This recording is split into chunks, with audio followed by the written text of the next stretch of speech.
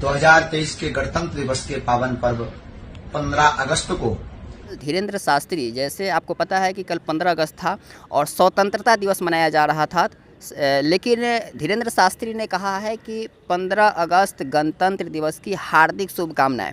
जो व्यक्ति पूरे देश में घूम घूम कर कहता है हिंदू राष्ट्र की मांग करता है, उन्हें ये भी नहीं पता कि 15 अगस्त को गणतंत्र दिवस मनाया जाता है या स्वतंत्र दिवस मनाया जाता है। आप उनको क्या जवाब देंगे?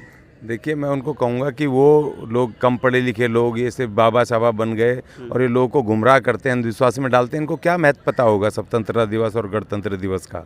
और इनको नहीं पता कि स्वतंत्रता दिवस को पाने के लिए इस देश में लाखों लोगों ने अपनी कुर्बानियाँ दी, फांसी के तख्ते पे चढ़े, अपमान सहे, जेलों में गए, पीड़ाएँ सही। इनको तो इन्होंने तो कुछ करा नहीं है ना, हिंदू राष्ट्र वालों ने कभी कुर्बानियाँ दी नहीं है ना, इनके घरों में कोई हुतात्माएँ हैं नहीं ना, इनकी तकलीफ जेल में कोई गए हुए लोग नहीं है ना स्वतंत्रता के लिए, जो इनको बताते कि स्वतंत्रता दिवस और गणतंत्र दिवस में फ़र्क होता है। और इसी वजह से हाँ, तो ये हिंदूवादी, इनको कुछ नहीं लेना देना, ये खाली प्रोपगंडा कर रहे हैं, इस देश के लोगों को गुमराह कर रहे हैं और इसको गुमराह करना है, इसलिए इनको कुछ पता नहीं, इसमें ज़्यादा कुछ कहने की ज़रूरत है नहीं। लेकिन वैसे व्यक्ति के पीछे लाखों की संख्या में भीड़ जाती है, जहाँ भी जाते हैं लाखों की संख्या में भीड़ वहाँ पर इकट्ठा हो जाती है और हिंदू राष्ट्र की मांग। आपको क्या लगता है, हिंदू राष्ट्र बनना चाहिए? नहीं, क्यों बनना चाहिए? भारत राष्ट्र में क्या बुराई है भाई? भारत राष्ट्र में क्या बुराई है? विविधताओं का देश है, विविधताओं में एकता।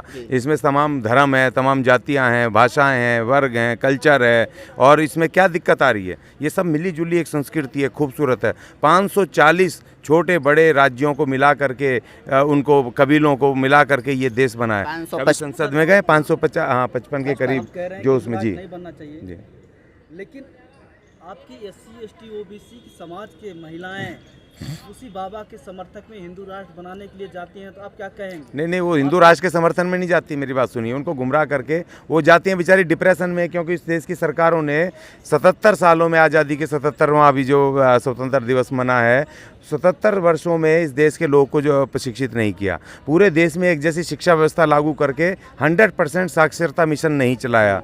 कम पढ़े लिखे होने के कारण गांव-गांव में जाओ, शहरों में भी, दिल्ली जैसे शहरों में अंगूठा छाप आज भी मिल जाएंगे। ये बड़ी शर्म की बात है इन सरकारों को, जो कहते हैं छींक मारते ही पूरी दुनिया में डंका बज रहा है। दिल्ली जैसे शहर में अंगूठा छाप मिल जाएंगे। तुमने क्या किया है ज़मीन पर? कौन सी तुम्हें उसकी बात कर रहे हो? जब तक देश का एक एक नागरिक शिक्षित नहीं होगा तब तक वो अंधविश्वास का कम नहीं होगा। और इस तरह के लोग भूत प्रेतों के नाम पर और ये उनको छलने के नाम पर, उनको वरदान देने के नाम पर, उनको बहुत सारी ऐसे प्रलोभन देते हैं और वो बेचारे डिप्रेशन में, गरीब हैं, उनके पास रोजगार नहीं है, आर्थिक कमजोर हैं, महंगाई दिन पे दिन बढ़ रही है। और वो सोचते हैं कहीं ना कहीं कहाँ जल्दी से हमें वो मिल जाए, वो सोचते हैं बाबाओं के चक्कर में कोई आशीर्वाद मिल जाए, शायद हमारे दुख दूर हो जाए, तकलीफ दूर हो जाए। वो डिप्रेशन है, वो जाते हैं अपनी तकलीफ दूर कराने, अपनी समस्याएं लेकर के, लेकिन वो बाबा उन लाखों की भीड़ में उनकी तकलीफ का फायदा उठा के वो कहता है, मंत्र मार देता कि हिंदू राष्ट्र बनाएंगे। उनके पास क्या चारा है? उनके पास कोई चारा नहीं है। इसीलिए इस देश में जब तक तमाम 100% लिटरेसी नहीं होगी, 100% स्वास्थ्य केयर नहीं होगा, 100% यहाँ पर